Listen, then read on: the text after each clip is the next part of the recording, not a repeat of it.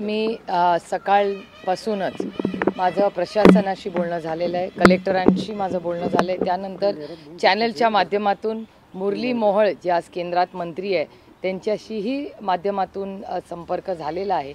आणि अर्थातच आत्तापुरतं पूर्णपणे राजकारण बाजूला ठेवून आज प्रशासनाची मदत करून आज जो सामान्य माणूस सरकार आणि च्या चुकीमुळे आता त्यांची जी अडचण झालेली आहे याच्यात पूर्ण ताकदीने आमचे सगळे सहकारी पदाधिकारी हे सरकार आणि पुणेकरांना मदतीसाठी पूर्ण ताकदीने उतरलेत।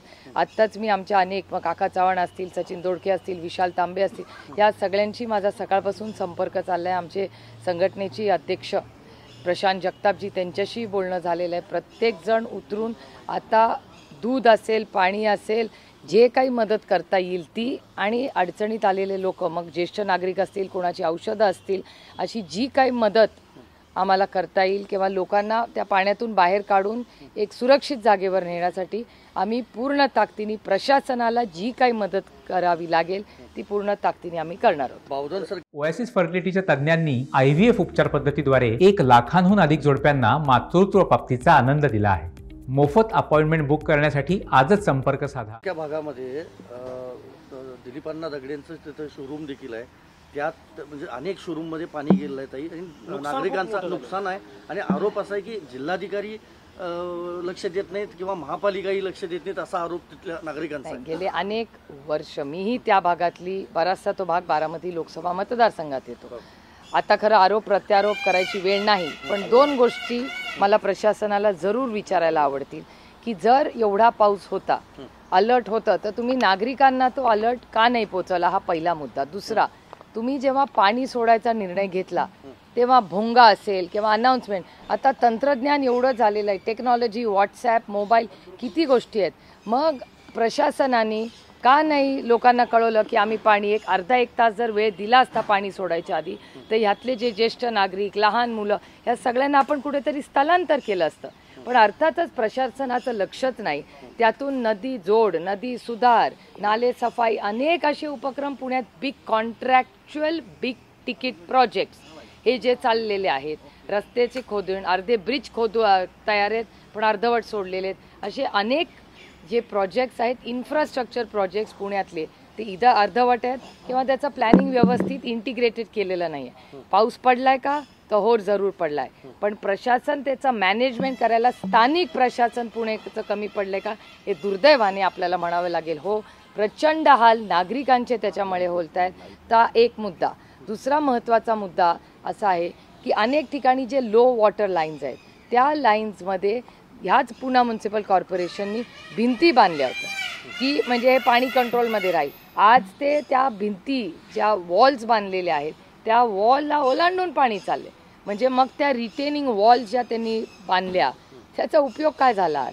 आज सर्वसामान्य माणूस पहिल्या मजल्यावर पण नाही, काही गाड्यांमध्ये लोक बाहेर काढतायत। माझी सगळ्या पुणेकरांना अतिशय विनम्रपणे विनंती आहे, घराच्या बाहेर पडू नका अगदी इमर्जन्सी असल्याशिवाय, आणि गाडीत जर तुम्ही बसत असाल गाड्या हलवायला तर गाड्या लॉक करू नका, खिडकी वर करू नका।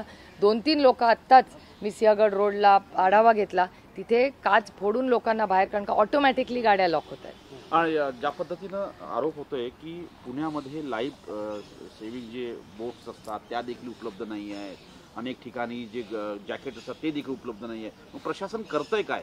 हाच तर माझा प्रश्न आहे। मला आज खरं तर राजकारण करायचं नव्हतं किंवा काही आरोप प्रत्यारोप करायचे नव्हते, कारण का आता लोकांना मदतीची गरज आहे। पण प्रशासन गेले 2.5 वर्ष आम्ही सातत्याने म्हणतोय की इलेक्शन घ्या, नगरसेवक जागेवर नाही, सगळा लोड त्या एका पुणे म्युनिसिपल कॉर्पोरेशनवर, आणि गेले वर्षभर तुम्ही बघताय प्रशासनासाठी पुण्यासाठी म्हणजे दुर्दैव आहे की खरंच पुण्यात काय चाललंय। ड्रग्ज माफिया पुण्यामध्ये, हिट अँड रन पुण्यामध्ये, गाड्या फोडा, दी कोयता गँग पुण्यामध्ये, आता हे पण पुण्यामध्येच, म्हणजे सातत्याने जे काही होतंय वाईट ते आपल्या पुण्यातच का होतोय, हा एक मोठा प्रश्न मला पडायला लागला। आणि प्रशासन अर्थातच पुण्याचं कुठेतरी कमी पडतंय। मी माननीय मुख्यमंत्र्यांचे आभार मानते की आता त्यांनी टीव्हीवर येऊन स्टेटमेंट केलेलं आहे मदतीबद्दल, पण बाकी प्रशासन पुण्याचं आहे कुठे? ताई, आपत्कालीन परिस्थिती देशामध्ये प्रत्येक ठिकाणी वाढताना पाहायला मिळते। प्रशासनाला या सगळ्या संदर्भात ट्रेनिंग देणं गरजेचं आहे का? कारण सतत अशा घटना समोर येतात आणि प्रशासन झोपलेलं असतं। ट्रेनिंग ऑलरेडी दिलेलं असतं एकतर, त्याचं एक वेगळं डिपार्टमेंट आहे क्रायसिसचं, त्याच्यामुळे काही वेगळं ट्रेनिंग द्यायची गरज नाही. अहो अगदी छोटीशी गोष्ट आहे, काल जेव्हा तुम्ही धरणातलं पाणी सोडणार होता तेव्हा तुम्ही त्या भागातल्या लोकांना अलर्ट का नाही केलं?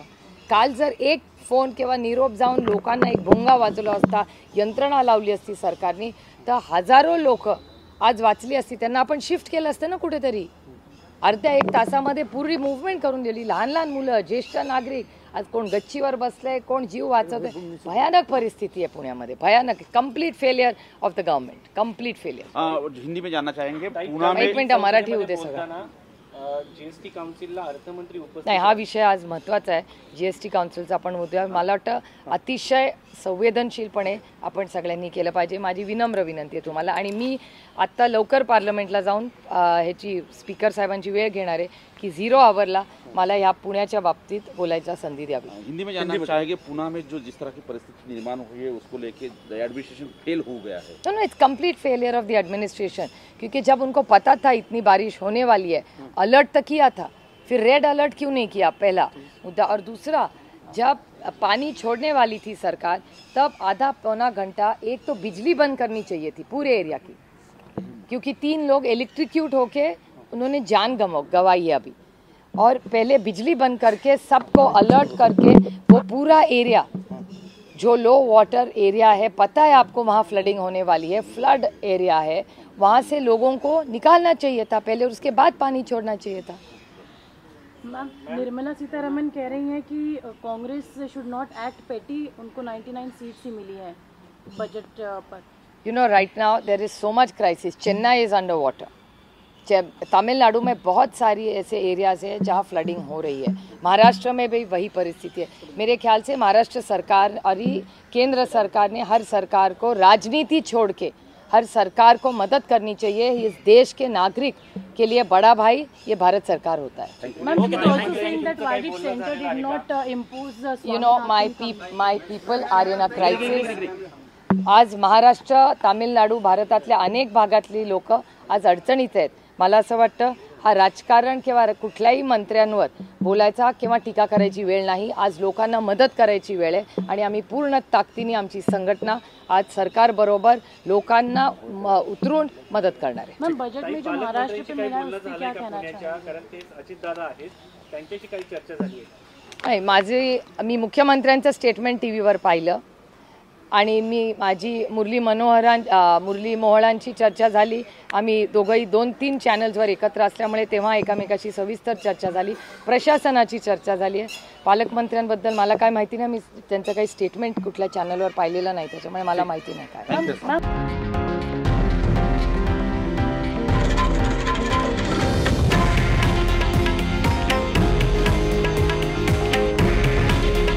हे आहे देशातील नंबर 1 न्यूज नेटवर्क आणि आपण पाहत आहात TV9 मराठी.